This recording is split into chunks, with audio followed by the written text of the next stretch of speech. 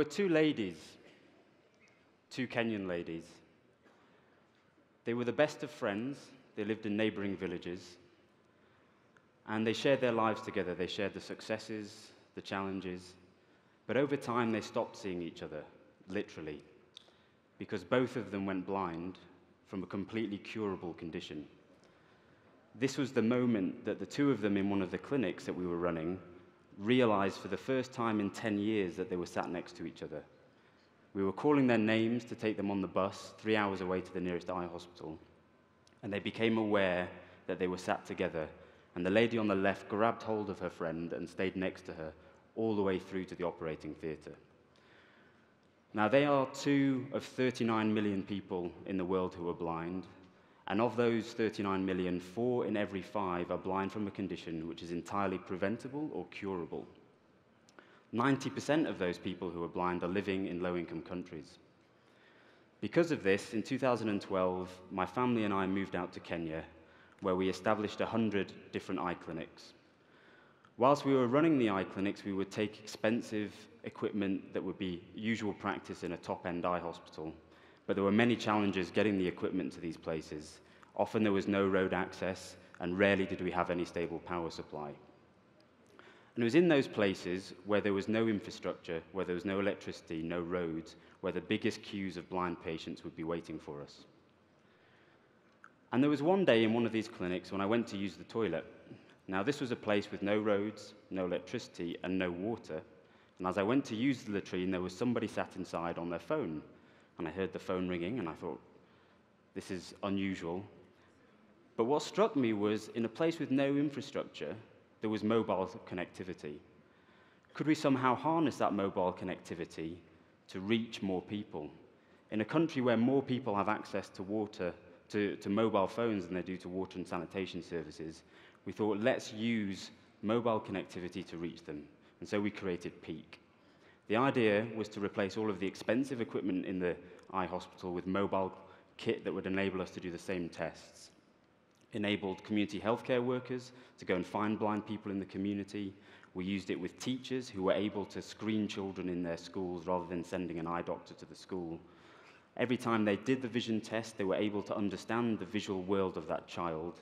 It created an instant Polaroid printer for any child who couldn't see well, which they would take home to their parents as a referral note. And in real time, a personalized SMS would be sent to the hospital notifying them that a child had failed the vision test. The parents would receive a message saying the child had failed, and the headmaster would receive a list of all children in their school that had failed the vision test. In just 9 days, 220,000 children were screened by 25 teachers, and we found 900 children with visual impairment.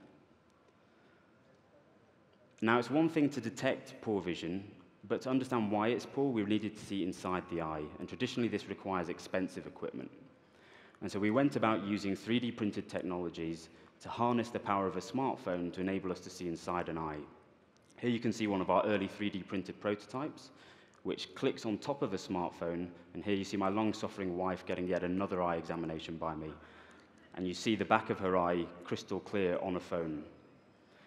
We were able to get this working in the hands of non-eye care workers. School leavers were able to collect images of a similar standard to an expensive retinal camera.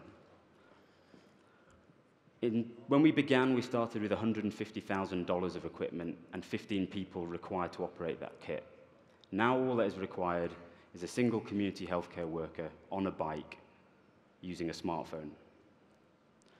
It costs 1/100th of the original price of the work we were doing. It means the issues that we had with power supply can be overcome using solar power. We can go to the patient rather than waiting for them never to come to us. And every examination we do is geotagged, meaning that patients are contactable where they were examined. We can search by any parameter that we've detected. So here we're looking for people who are blind from cataract, the most common cause of blindness. Every red pin being someone who's detectable, treatable, and contactable. As in the school program, we use bulk SMS services, and we link them with a local key informant to make sure we can group those people together to bring them to the hospital for treatment. Now, you probably remember the two ladies who were 2 of 39 million people who were blind. But it's only in statistics that people go blind in the millions. The reality is people go blind alone. But now, together, we can do something about it.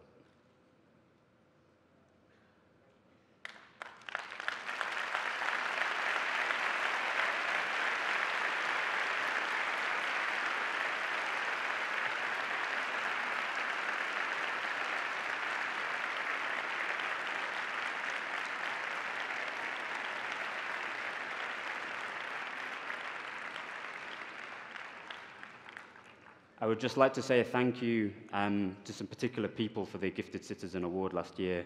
Senor Ricardo Salinas Pliego, COMEX, especially Marcos Achar, and Andreas Roma for the support in this award and what it's helped us to achieve in the time since we won it.